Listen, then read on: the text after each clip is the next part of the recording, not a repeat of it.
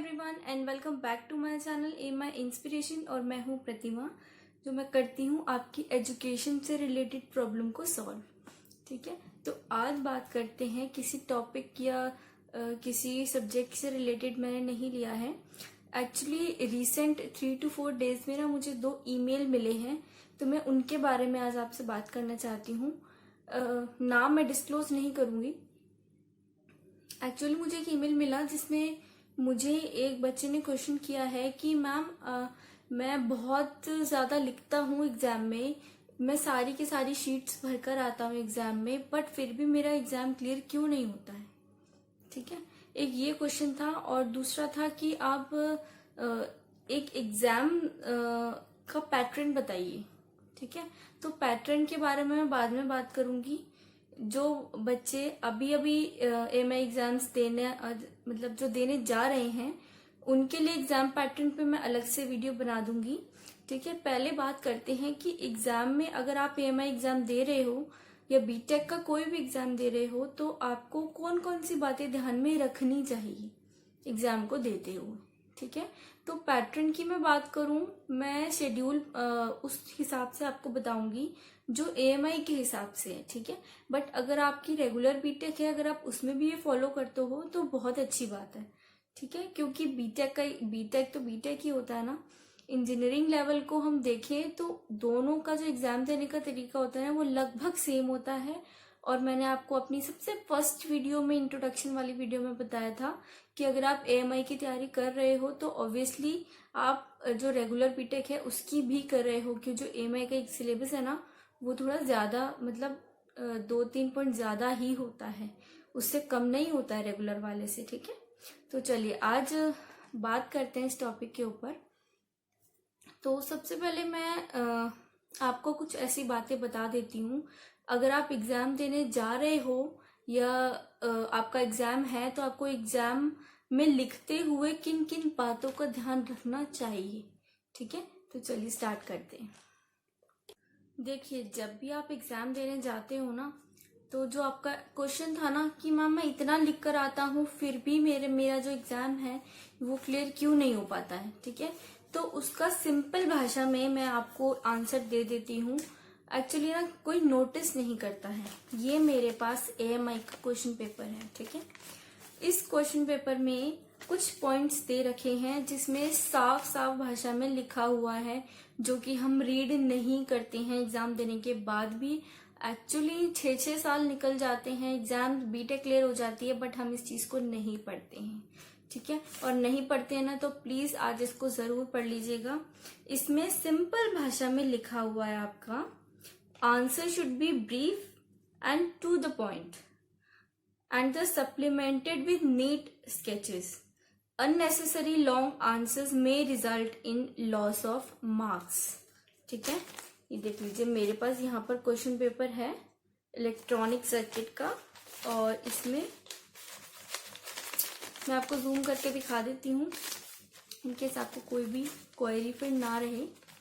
ठीक है, हर चीज मैं आपको बताऊंगी, प्रूफ के साथ बताऊंगी, प्रैक्टिकल होकर के बताऊंगी। ठीक है, तो देखिए इसको रीड कीजिएगा। आई थिंक ये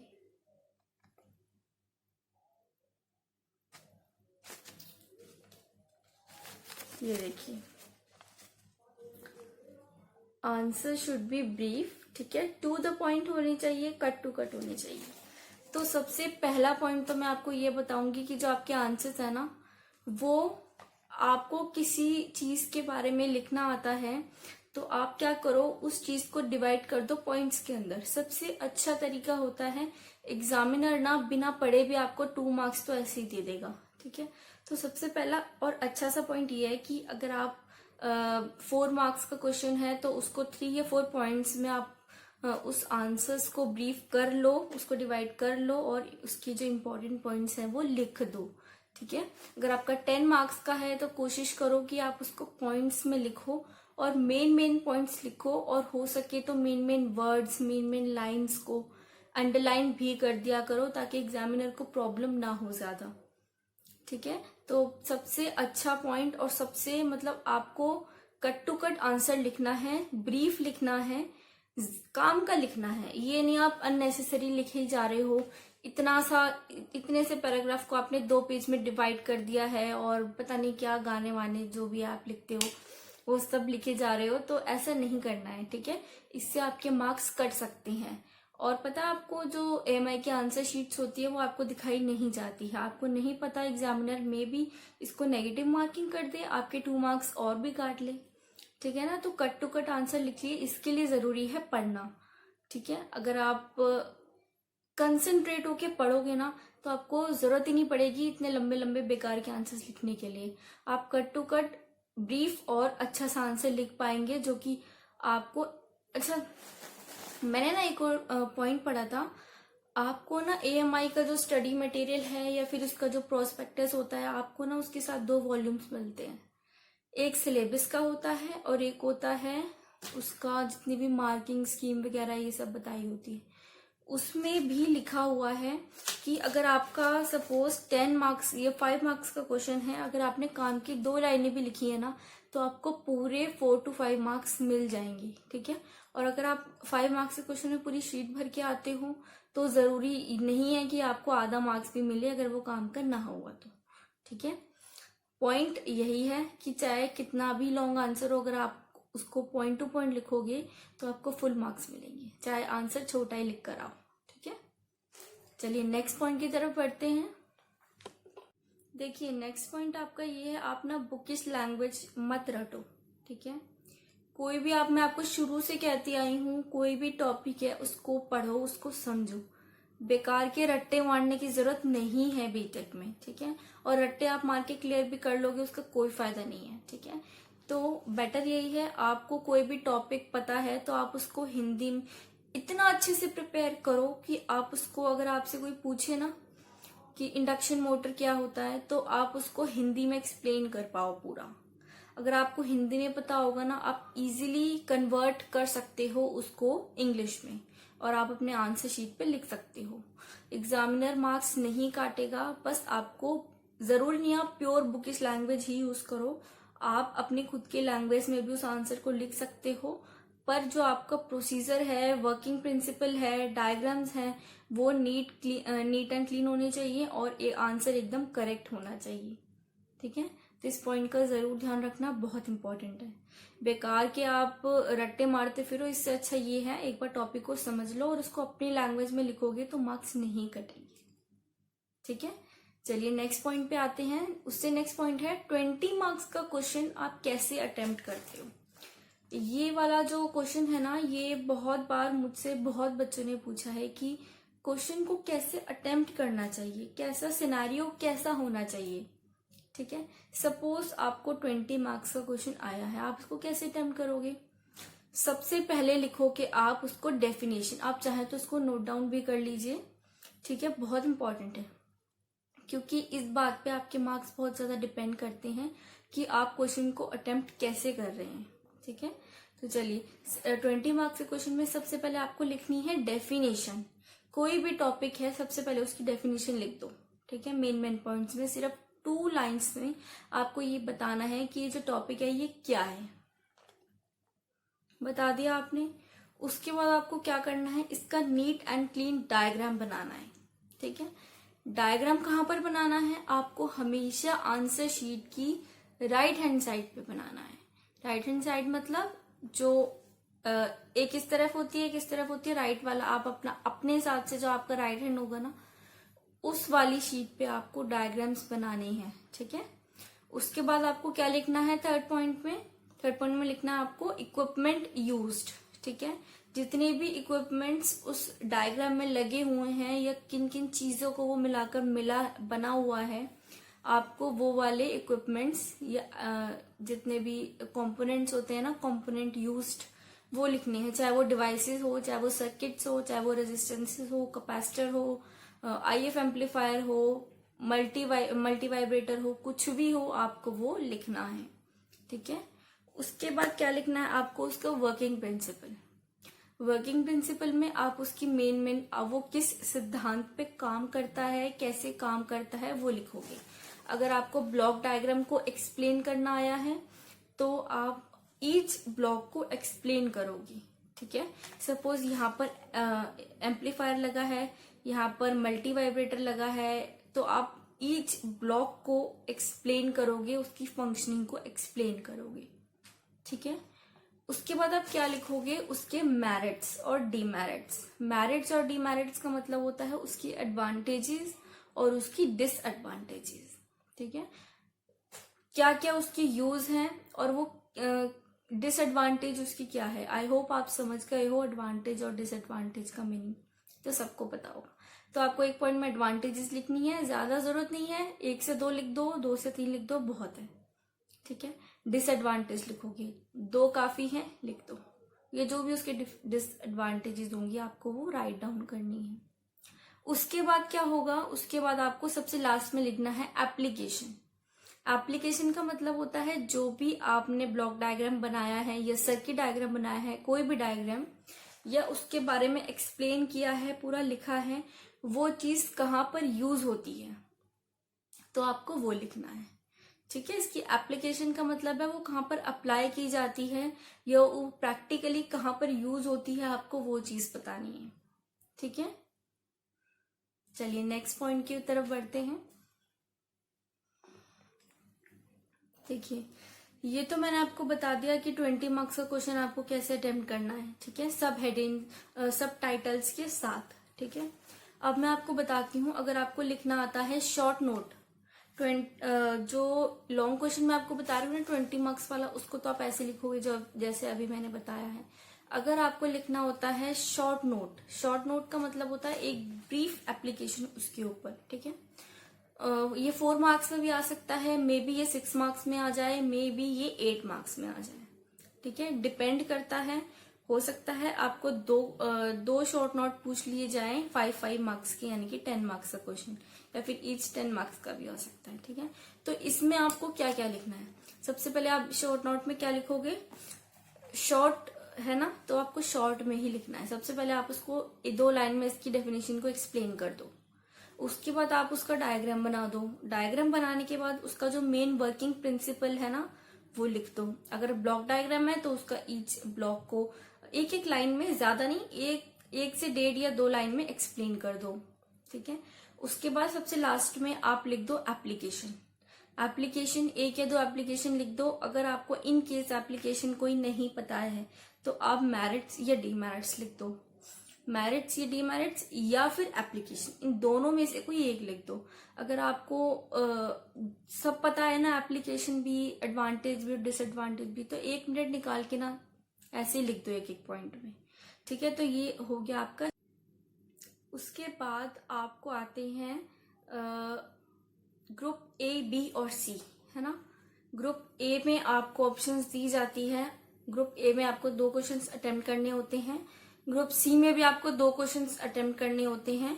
और ए और बी में 2-2 क्वेश्चन अटेम्प्ट करने हैं आपको, और सी वाले में आपको जितना भी ऑप्शनल वाला होता है ना वो सब दिया होता है आपको, वो कंपल्सरी होता है, पूरा करना ही करना होता है।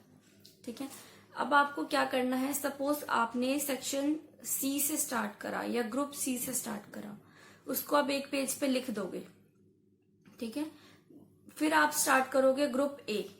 जब आप ग्रुप ए स्टार्ट करोगे ना तो ग्रुप ए के सारे क्वेश्चन एक ही जगह पे करोगे। ठीक है, उसके बाद आता है ग्रुप बी। ग्रुप बी जहां पर आप करोगे ना वो एक ही जगह पे करोगे। ऐसा नहीं होना चाहिए आपने ग्रुप ए पूरा कर दिया, एक क्वेश्चन रहने दिया, और फिर दूसरा ग्रुप है वो स्टार्ट कर दिया, और फिर पहले वाले ग्रुप का जो क्वेश्चन है ना वो आप एंड में जाके लिख रहे हो। इससे क्या होगा, एग्जामिनर थोड़ा सा ना स्ट्रेस में वैसे ही होता, आपके आंसर शीट्स चेक करता हुआ, और मे बी आपको वो नेगेटिव मार्किंग दे दे। ठीक है, तो ऐसा मत करो कोई क्वेश्चन को। ये बीटेक है, ये स्कूल नहीं है जहां पे आपको ये सब करने पे मार्क्स मिल जाते हैं।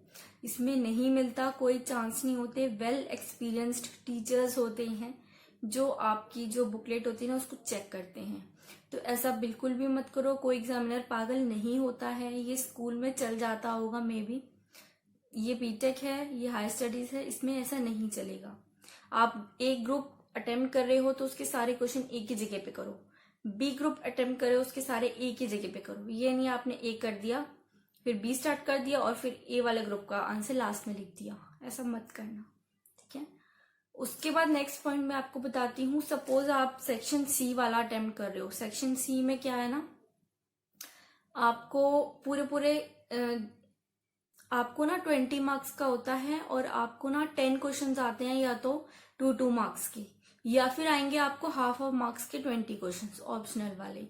वो वन लाइन वाले आंसर्स भी हो सकते हैं और मे बी वो ऑप्शनल वाले जो जिसके 4 ऑप्शंस होते हैं उसमें सिलेक्ट करना होता है वो है। अगर आपको मल्टीपल चॉइस क्वेश्चन आता है ना, तो आपको कैसे लिखना है, जो भी मार्किंग करी हुई ना क्वेश्चंस में, वो मार्किंग करके आपको उसके आगे पूरा सेंटेंस लिखने की जरूरत नहीं है। सिर्फ इतना लिख दो, 1 का ए, ठीक है, 2 का सी आंसर है तो, ठीक है, 3 का जो भी आंसर है ABCD में से वो लिख दो। ऐसे करके 2 लाइन्स बना दो, काफी है। कोई आपके मार्क्स डिडक्ट नहीं करेगा इसमें। अब बात करते हैं, सपोज आपसे गलती से ऐसा हो गया कि एक क्वेश्चन छूट गया है और वो आपको लास्ट में अटेम्प्ट करना पड़ा। ग्रुप ए आपने पहले कर दिया था, बट ग्रुप ए का आपको एक क्वेश्चन ना बाद में अटेम्प्ट करना पड़ा। अगर आपको गलती से ऐसा हो जाता है तो आपको उसकी प्रॉपर जस्टिफिकेशन देनी पड़ेगी। वो आप कैसे दोगे, जहां पर भी आप वो आंसर लिखोगे ना, उसके साथ में एक बॉक्स बनाओगे, ठीक है, और उसमें एक नोट लिखोगे, ठीक है, कि मैम मुझसे ये गलती, मैम या सर करके, रिस्पेक्टेड मैम या सर करके, आपसे ये गलती से हो गया है, ये छूट गया था क्वेश्चन। आपको ना एक छोटा सा बॉक्स बना के उसमें जस्टिफिकेशन दे दो, ठीक है। ये ऑलरेडी आपकी ये जो है ना, आपका जो क्वेश्चन पेपर है इसमें ऑलरेडी लिखा हुआ है।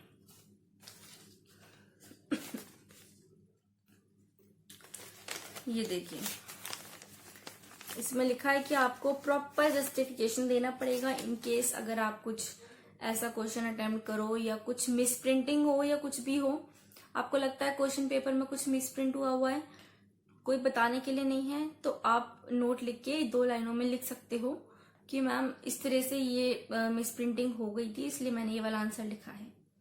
मे बी अगर क्वेश्चन पेपर में गलती निकलती है तो आपको उस क्वेश्चन के फुल मार्क्स जो है ना वो प्रोवाइड हो जाते हैं इन केस, ठीक है, अगर क्वेश्चन पेपर में मिस प्रिंटिंग होती है।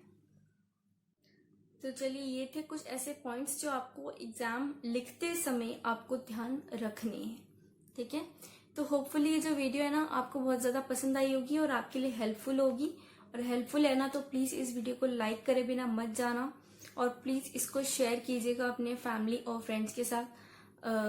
मतलब जो भी आपके फैमिली में या फ्रेंड्स में बीटेक कर रहा है या जिसको जरूरत है इस वीडियो की, उस तक जरूर पहुंचा दीजिएगा प्लीज, मेरे लिए इतना काफी है। अगर कोई बीटेक कर रहा है या फिर करना चाहता है तो उसकी आप हेल्प कर सकते हो इस चैनल के थ्रू। आप ये वाला चैनल रिकमेंड करो, शेयर कर दो, बस बहुत है, ठीक है। तो चलिए, होपफुली वीडियो पसंद आया होगा आपको। लाइक, शेयर और सब्सक्राइब जरूर कीजिएगा बेल के नोटिफिकेशन के साथ। नोटिफिकेशन जरूर प्रेस कर दीजिएगा, क्योंकि आप लोग सब्सक्राइब कर लेते हो बट ना नोटिफिकेशन की जो बेल है ना वो प्रेस नहीं करते हो। उससे क्या होता है, आपको मेरे आने वाले वीडियोस है ना उसका नोटिफिकेशन नहीं मिलता और आप देख नहीं पाते हो, आपकी हेल्प नहीं हो पाती है, ठीक है। वीडियो बहुत ज्यादा हेल्पफुल है, इंफॉर्मेटिव है, प्लीज इसको अपने बैचमेट के साथ जरूर शेयर करना। मिलती हूँ एक और हेल्पफुल वीडियो के साथ, बाय। और अभी भी कोई ऐसा पॉइंट रह गया हो जिसमें आपको लगे कि आपको प्रॉपर जस्टिफिकेशन की जरूरत है, तो प्लीज मुझसे कमेंट सेक्शन में जरूर पूछिएगा, ठीक है। कोई भी आपका डाउट हो तो जरूर पूछिएगा। और मेरा email ID है ami.inspiration8@gmail.com। आप मुझे अपनी एजुकेशन से रिलेटेड प्रॉब्लम मेल्स भी कर सकते हैं, जैसे कि आप लोग करते हो, और मैं उसका आंसर देके उस चीज को एक्सप्लेन करके आपके लिए इजी बना देती हूँ।